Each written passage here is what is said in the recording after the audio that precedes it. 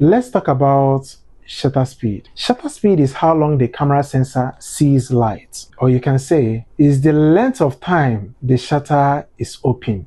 This is a DSLR camera, and behind the mirror is a camera sensor.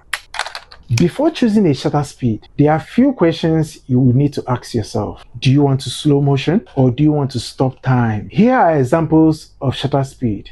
1/1000th of a second, 1/500th of a second, 1/250th of a second, 1/60th of a second, and so on. Here are a few things that affect shutter speed. If you are using a shutter speed of 1/1000th of a second, which is a fast shutter speed, that means you are either shooting sports or probably birds flying or maybe children playing, and your end result will be a sharp image. And if you are to choose a slow shutter speed, for example 1/30th of a second, that means you are shooting a waterfall or probably a night photography, and your end result will be a motion blur image.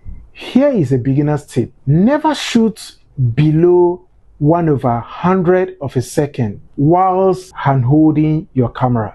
I'll be talking about aperture. Aperture is the opening inside the lens to let light enter the camera. Opening inside the lens, letting light enter the camera.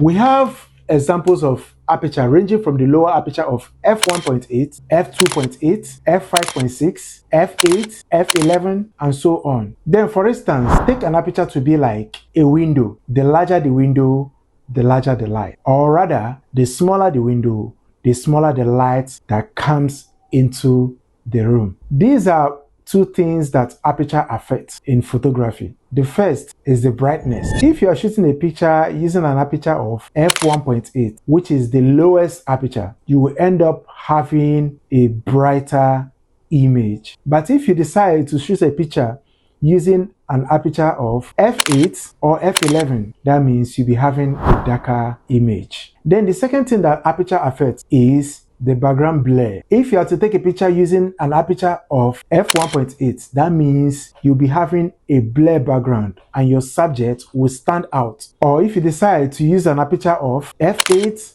f11, that means your subject and your background will remain sharp. Let's talk about ISO. ISO control how sensitive your camera sensor is to light. Here are the examples of ISO. ISO 100, ISO 200, ISO 400, ISO 800, ISO 1600, and ISO 3200. If you are to shoot a photo with an ISO as low as ISO 100, you will have a cleaner image with less noise.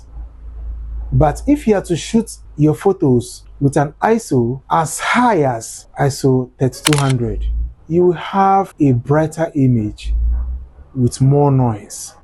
Here is a quick tip for beginners. Keep your ISO as low as possible. Only increase your ISO when you need more brightness.